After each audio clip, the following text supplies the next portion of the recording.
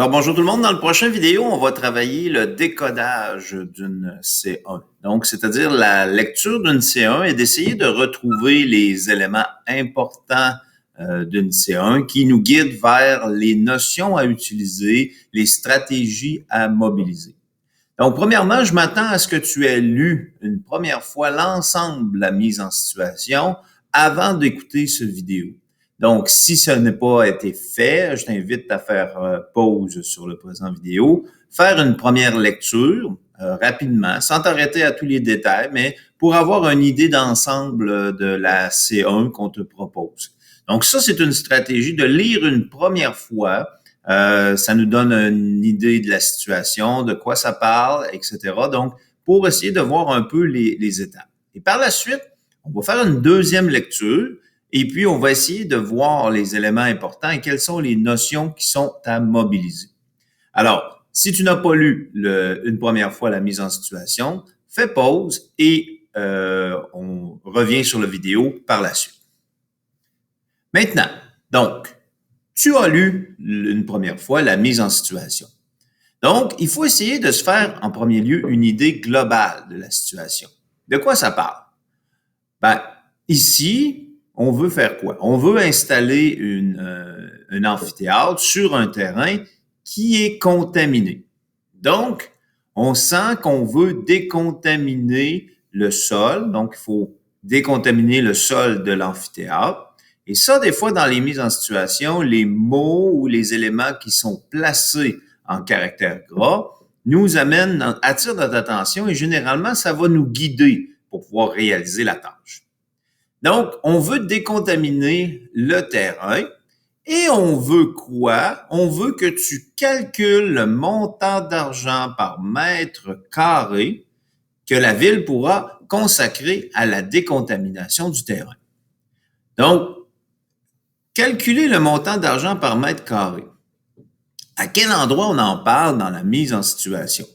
Bon, quand tu as parcouru la mise en situation, tu as vu, bon, il y a une maquette. Ici, on voit une vue du dessus. Donc, on voit qu'on a un terrain rectangulaire. Donc, on a un terrain rectangulaire avec le schéma ici de notre amphithéâtre. Donc, très design, vous remarquerez.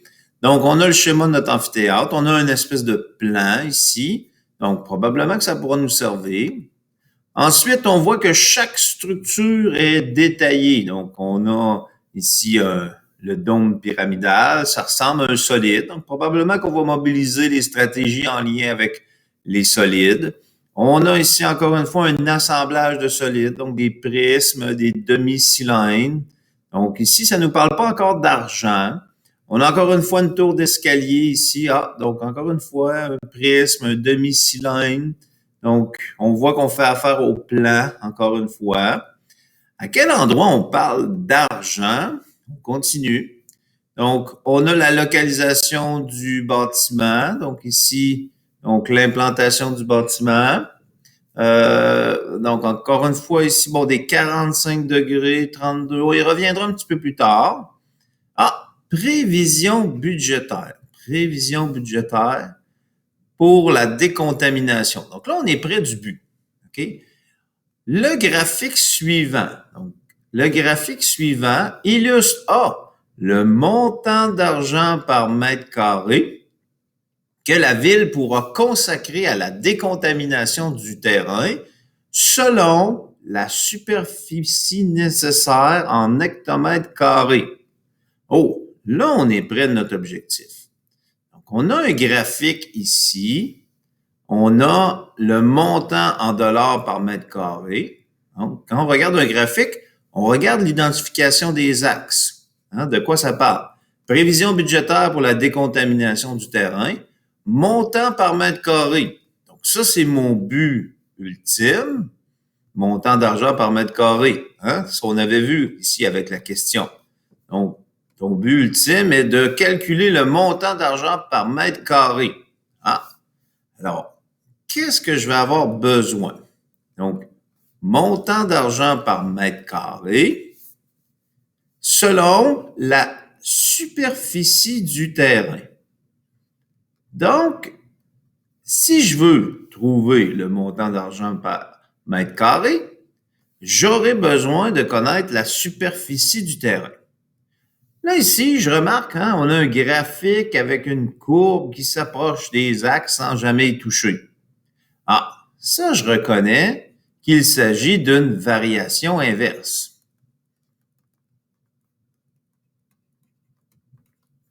Donc, si j'ai une variation inverse, je pourrais retrouver une équation qui représente cette fonction de variation inverse. Donc, y égale constante sur x. Donc, je pourrais déployer cette stratégie-là et ma constante, on se rappelle, on peut la trouver en faisant le produit de x par y. Donc, j'ai vu un graphique de ce type-là, je me dis, je peux retrouver l'équation par la constante et j'ai ce qu'il me faut. J'ai mes couples x, y ici, x, y, x, y, x, y. Donc, je pourrais retrouver mon équation. Maintenant, si je veux retrouver mon montant en dollars par mètre carré, j'aurai besoin de connaître la superficie du terrain. Bon, il est où mon terrain? La superficie du terrain. Bon, on va revenir en arrière. La superficie du terrain. Donc, on voit que le bâtiment, ici, est installé sur le terrain. Je vais juste dézoomer un petit peu. Comme ça ici. Ça va nous permettre de voir peut-être un peu mieux. Donc, on a notre terrain ici. Ça, c'est le terrain qui est représenté ici par le pointillé, limite du terrain à décontaminer. Ce terrain-là, donc la superficie, on veut trouver l'aire de ce terrain. La superficie ou l'aire. Donc, si je veux trouver l'aire du terrain, quelle forme a ce terrain? Donc, le terrain, et il est rectangulaire. Donc, si je veux trouver l'aire d'un rectangle, j'ai besoin de connaître quoi? Donc, l'aire d'un rectangle, c'est la mesure de sa base fois la mesure de sa hauteur. Donc, je dois m'organiser pour connaître ici la base ou la longueur du terrain et connaître ici la hauteur de mon terrain. Si je veux connaître l'aire, la surface ici à décontaminer, il faut que je connaisse la surface de mon terrain, donc les dimensions de mon terrain. Et comme on m'avait averti au départ, dans le texte, le problème, c'est que les informations concernant le terrain sont absentes. Donc, on ne le sait pas, la dimension du terrain qu'on aura à décontaminer. Et il va falloir le faire avant. Donc, il va falloir décontaminer tout le rectangle avant de commencer à la construction. Donc, là, on commence à voir un peu la situation. Je connais pas la base, puis je connais pas la hauteur, mais je connais des informations sur chacune des structures ici. Chacune des structures. Donc, si on est capable de voir les dimensions des structures, parce que là, on a des informations sur le dôme pyramidal, on a des informations sur l'enceinte de l'aréna, on a des informations sur la tourelle d'escalier, on a ensuite une information sur, ici, donc à partir du coin ici de la bâtisse, on a une certaine distance ici, 32 à 45 degrés.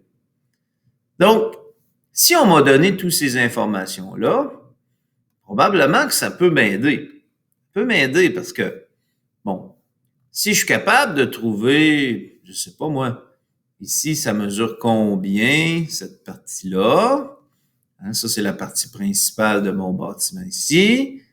Si je suis capable de trouver peut-être, cette dimension-là ici, peut-être que ça pourrait m'aider. Et en plus, là, on me donne ici une certaine dimension avec un angle de 45 degrés. C'est probable que si je suis capable de trouver la longueur de chacune des structures ici, comme ça. Donc, la longueur de la partie principale, la largeur ici de ma tourelle, la largeur de l'autre tourelle. Probablement que ici, si on me donne ça, on ne me donne pas pour rien. Avec mon 45 degrés ici. Probablement qu'on pourra essayer de trouver, en tout cas, avoir quelque chose qui m'amène à avoir la longueur du terrain. Dans l'autre sens, bon, qu'est-ce qu'on a pour la hauteur de mon rectangle? Ah, peut-être que si je suis capable de trouver ça ici, ça mesure combien? Donc, de là à là. Après ça, ici, on dirait qu'on est au milieu, donc on validera tout à l'heure. Mais si je suis capable de trouver peut-être cette longueur-là ici, cette longueur-là ici, avec peut-être, encore une fois, le 45 degrés, hein, ça va probablement nous aider. On verra. Donc, si on est à 45 degrés, ici avec, c'était 32 mètres, je pense que j'ai vu tantôt, en tout cas, on ira voir. Probable qu'on pourra arriver à quelque chose. Bon. Là, je sens qu'il va falloir que je trouve des dimensions ici sur mon plan. Et ça semble être relié aux différentes structures. Bon, on va aller voir la première structure de laquelle on parle. Les dômes pyramidaux. On dit la toiture de l'aréna est équipée de 2 dômes identiques en verre ayant la forme d'une pyramide à base hexagonale. Donc ça, c'est une pyramide à base hexagonale. Et hexagonale, ça veut dire 6 côtés. Bon, 6 côtés. L'aire latérale. On me donne l'aire latérale. L'aire latérale de chacune de ces pyramides est de 1731 mètres carrés. Donc, pour cette pyramide, je connais l'aire latérale qui est de 1731 mètres carrés.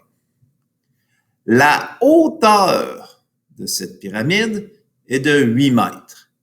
Donc, la hauteur de cette pyramide, donc la hauteur, c'est ce qui part du sommet ici pour se rendre au centre de la base. Donc, la hauteur, ici, est de 8 mètres. La mesure de l'apothème de sa base est de 21,65 mètres. Donc, l'apothème, 21,65 mètres. L'apothème de sa base, donc ça part du centre ici pour aller au centre du côté. Donc, ici, l'apothème de la base. On est capable de trouver, donc on connaît l'apothème de la base, qui est de 21,65 mètres carrés. Pas mètres carrés, mais mètres. Donc, je connais l'apothème de la base, je connais sa hauteur, je connais l'aire latérale. Bon, donc si je connais l'apothème de la base, je connais la hauteur et je connais l'aire latérale. L'aire latérale d'une pyramide, c'est périmètre de la base fois l'apothème de ma pyramide divisé en 2. Bon. Là, ici, je connais la hauteur, je connais l'apothème de la base, je connais la hauteur.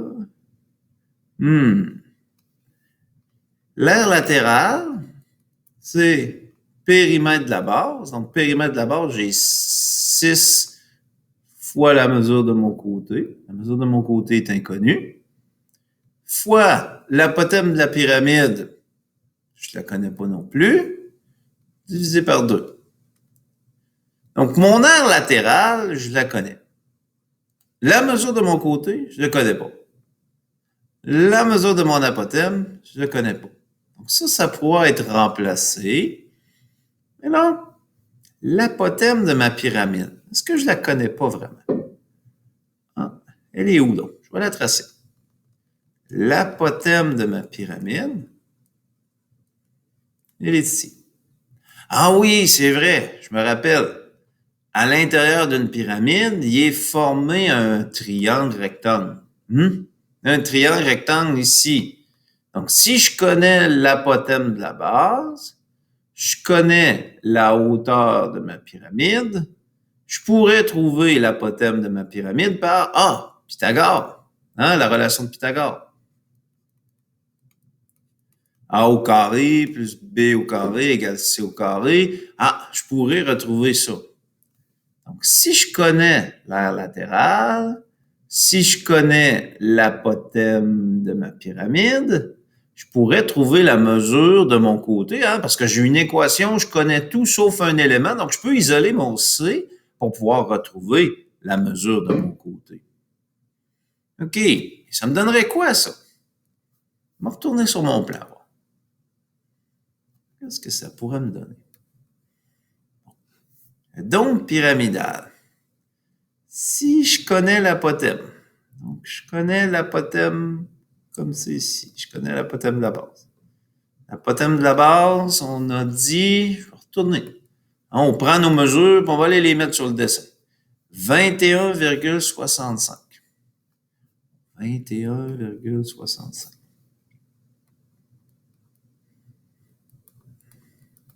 Ça, je la connais. Arrive en angle droit.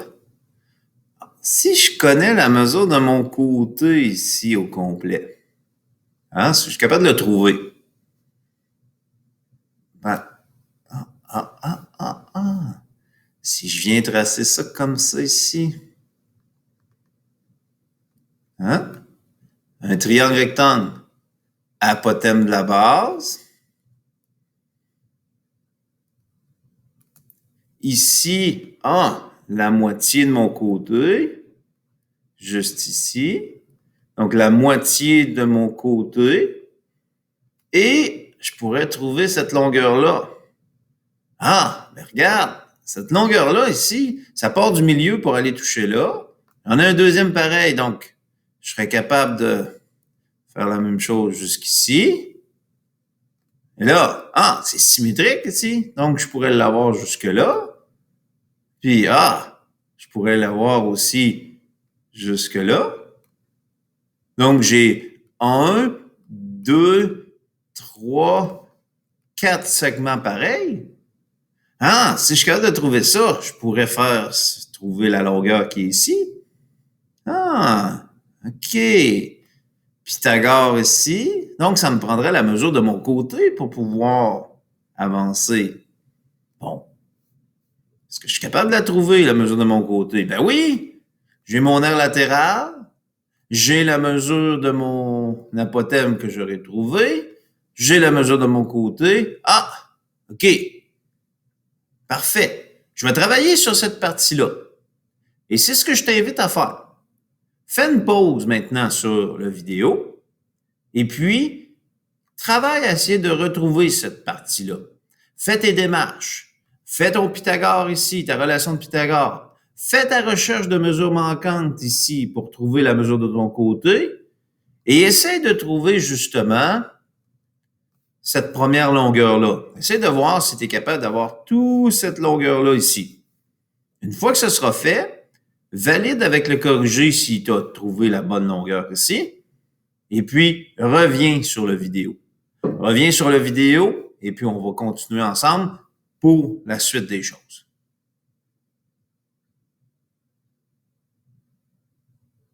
OK. Maintenant que tu as trouvé ta longueur, maintenant que tu as trouvé la longueur ici de cette partie-là. Bon, j'ai trouvé la longueur de cette partie-là. OK, tu l'as corrigé, tu l'as trouvé. Maintenant, c'est quoi la prochaine structure? L'enceinte de l'aréna. La partie principale du bâtiment est composée d'un prisme. Donc ici, on a un prisme à base rectangulaire et de deux demi-cylindres identiques aux extrémités. Donc, un demi-cylindre puis un demi-cylindre ici. Donc, demi-cylindre. L'aire latérale de chacun des demi-cylindres est de 1400 pi. Donc, l'aire latérale de ce demi-cylindre-là est de 1400 pi. Je vais regrossir l'affichage. 1400 pi. Bon. Mètres carrés. La hauteur de la partie principale est de 40 mètres. Donc, la hauteur ici de la partie principale, mais qui est aussi la hauteur du demi-cylindre. Donc, ma hauteur est de 40 mètres. Bon. Je connais l'aire latérale d'un demi-cylindre. Est-ce que j'ai une formule pour l'aire latérale d'un demi-cylindre? Ben, je connais l'aire latérale d'un cylindre, périmètre de la base, fois la hauteur. Mais là, puisque c'est un demi-cylindre, ben, j'aurai seulement la moitié de l'aire latérale. Donc, je vais modifier un petit peu ma formule. Je vais rajouter un petit divisé par 2. Bon, qu'est-ce que ça donne? Pourquoi je pourrais travailler avec ça? Sur quoi ça peut me renseigner? Je vais retourner sur mon plan, voir. Bon. Demi-cylindre. Demi-cylindre. Ah, ici, mon demi-cylindre est là. Si je peux trouver... Ah, cette dimension-là, c'est quoi ça? Ah, c'est d'un côté à l'autre du demi-cylindre. Donc, c'est le diamètre, ça. Ah, ça ici, cette partie-là, là, peut-être reprendre la même couleur. Ça ici, c'est quoi? C'est le rayon. C'est le rayon du demi-cylindre. Bon. Est-ce qu'on peut trouver le rayon? Est-ce qu'on peut trouver le rayon? Je connais l'aire latérale. Ah, 1400 pi. Périmètre de la base. Donc, la base d'un cylindre, c'est quoi? Ah, un cercle. 2 fois pi fois le rayon fois la hauteur divisé par 2. Donc, j'ai une équation mathématique. Je connais l'aire latérale. La hauteur, ici, je la connais. Hein, je vais pouvoir la remplacer. Donc, je connais l'aire latérale, je connais la hauteur. Quel est mon seul élément inconnu? Mon rayon. Ah, je peux isoler pour trouver mon rayon. Ça veut dire? Et si je trouve mon rayon, je pourrais retrouver ça ici. Donc, retrouver ça. Fais une pause sur ton vidéo. Essaie de trouver ton rayon. Et ensuite, valide avec le corrigé pour être sûr que tu es bien parti. Donc, rayon, on va pouvoir le retrouver. Je te laisse aller un peu.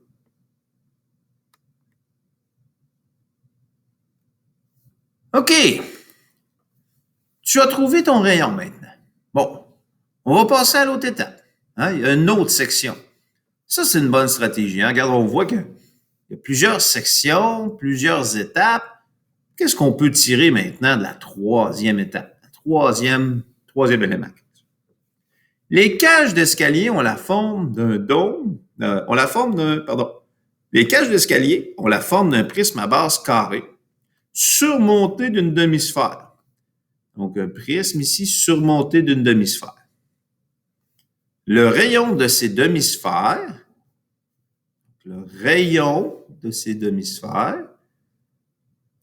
est une valeur entière.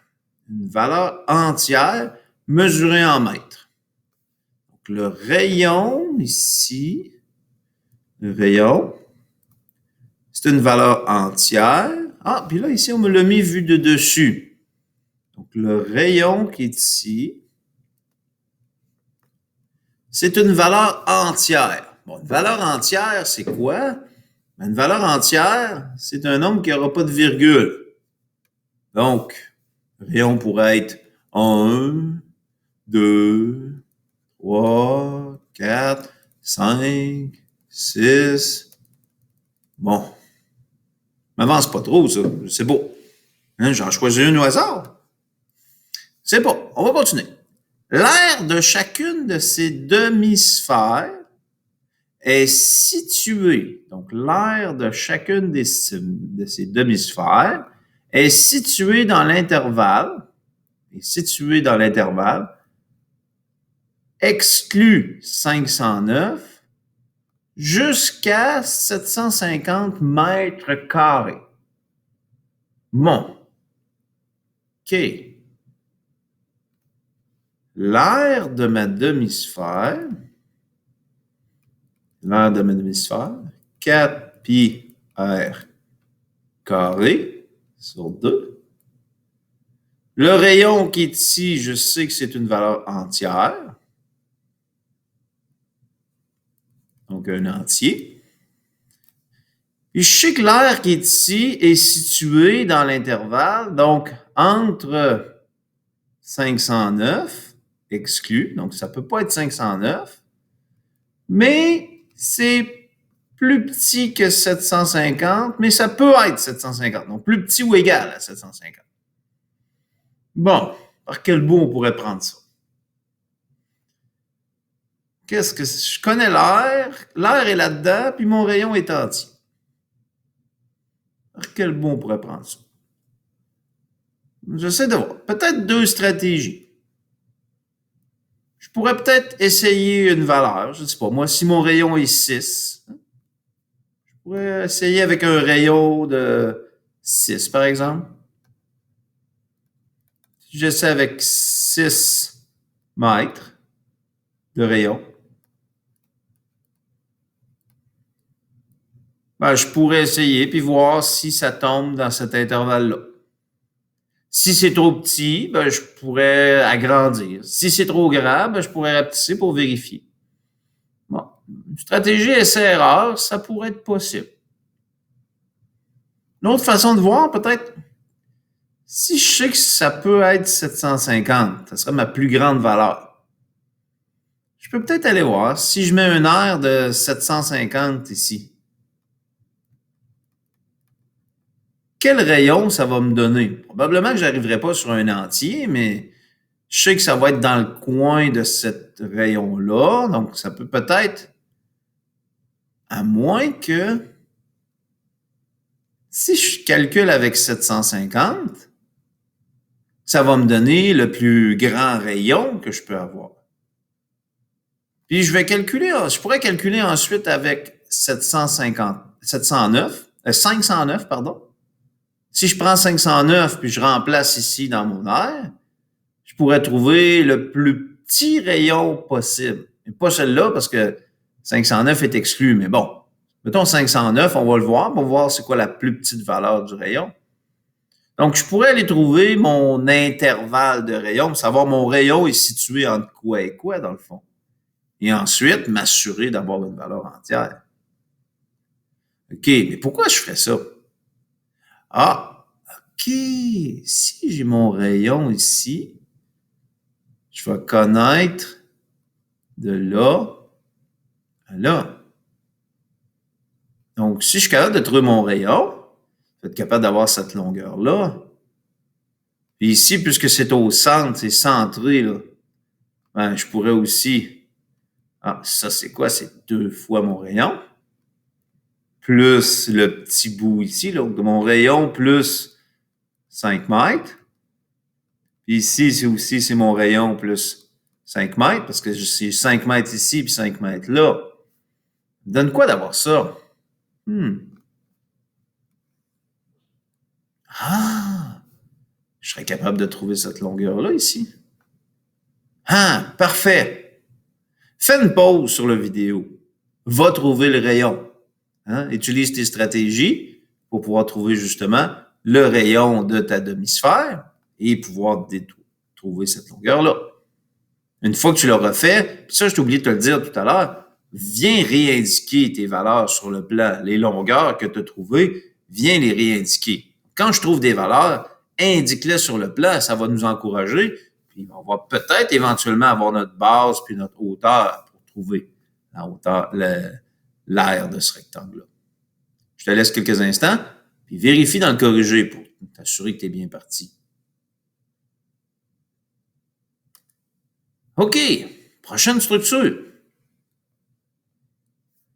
Prochain élément. La localisation du bâtiment. L'implantation du bâtiment sur le terrain est prévue de sorte que le coin de la tour d'escalier et le coin du terrain rectangulaire à décontaminer soient séparés de 32 mètres avec un angle de 45 degrés. 32 mètres avec un angle de 45 degrés. Il me semble que j'ai trouvé quelque chose qui avait des angles de 45 degrés. Ah oui! Triangle rectangle. J'ai-tu un triangle rectangle? Ah, à moins que... Ah, comme ça. Triangle rectangle. Quand j'ai 45 degrés là, j'ai un autre 45 degrés là. Donc ça, c'est un triangle rectangle qui va être comment? Donc? Ah oui, isocèle. Triangle rectangle isocèle. Triangle rectangle isocèle? J'avais une relation de Pythagore modifiée, c'est vrai, hein? 2a au carré égale c au carré.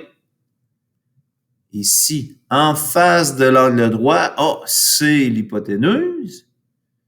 Mes deux cathètes vont être AA. Donc, je connais l'hypoténuse. Je pourrais trouver mes cathètes. Et si je trouve mes cathètes, je pourrais avoir cette longueur-là, cette longueur-là. Ouh, je pense que je suis sur quelque chose. Parce que là, si je suis capable d'avoir cette longueur-là ici, celle-là, je l'ai trouvée tantôt. Celle-là, je suis capable de l'avoir. Celle-là, je l'ai tantôt. Celle-là, je l'ai. Hein, même chose ici. OK. Ça, plus tout ça, plus tout ça, plus tout ça. Wouhou! J'aurai ma hauteur. Dans l'autre sens, maintenant. OK, comme ça ici. Je reviens. Comme ça ici. Ah ben oui. Ah ben oui. Ah ben oui, ah ben oui, ah ben oui. Si j'ai 45 ici, j'ai un 90 là, ben j'ai 45 ici aussi. Donc, j'ai le même triangle rectangle juste ici. Avec la longueur que j'ai là, c'est la même qui est là, mais c'est aussi la même qui est ici. Fait que là, oui. Juste ici. Je pourrais avoir ça ici. Et que ça, si j'ai ça, puis j'ai ça, puis j'ai ça, puis j'ai ça, puis même chose ici. Wouhou! Bingo, je vais être capable d'avoir ma base. Parfait. Fais une pause sur ton vidéo. Essaye de retrouver justement cette cathète-là. Hein? Donc, j'ai reconnu qu'il s'agit d'un triangle rectangle avec un angle de 45 degrés. J'ai ramené ma formule et puis, je remplace, j'isole. Fais une pause. Trouve justement ta cathète ici puis ta cathète là pour pouvoir le ramener sur ton plan. Vérifie ta réponse.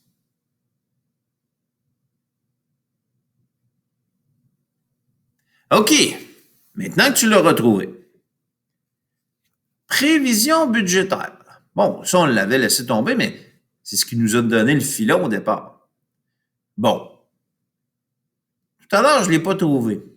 Bon, si je suis capable de retrouver mon équation, ma règle de ma variation inverse, y égale constante sur x, je vais pouvoir l'utiliser à condition d'avoir ma superficie. Mais là, ma superficie, on a fait un grand bout, là. Hein? On a fait un grand bout, pourquoi? Parce que j'ai toute la longueur de la base ici. Hein? Parce que si j'additionne chacun des petits bouts ici, je vais l'avoir au complet. Et si j'additionne toutes les parties ici, je vais l'avoir au complet, ma hauteur. Donc, je suis capable de le calculer ici, ma superficie. L'aire de mon terrain, c'est ma base fois mon hauteur. Je vais la calculer, mon aire. Donc, ça, l'aire, ça va être ma variable x. Et je vais pouvoir trouver ma variable Y ici, qui est mon montant, en utilisant la règle. Retrouve ta règle. Retrouve ton R. Remplace dans ta règle pour retrouver le montant par mètre carré. Et ben, finalement, c'est ce qu'on nous demandait dans la question. Hein? Calcule le montant d'argent par mètre carré. Bon, j'espère que ce petit vidéo t'a aidé. J'ai réfléchi à haute voix. J'ai essayé de te donner les stratégies, de voir qu'est-ce qui me fait penser, comment je réfléchis devant une situation de compétence. C'est un peu ces questions-là que tu dois te poser lorsque tu fais un problème. Qu'est-ce que j'ai? Qu'est-ce que je connais? Quelles sont les stratégies que j'ai entre les mains? Qu'est-ce que j'ai vu depuis le début de l'année qui peut m'aider à faire ces éléments-là? Et c'est ça qui peut t'aider. Des fois, en reparcourant ton aide-mémoire, ça peut certainement t'aider. Donc, j'espère que cette petite vidéo-là t'a aidé et que cette pratique-là vont te mettre prêt pour l'évaluation de compétences 1 qui s'en vient. Bonne chance!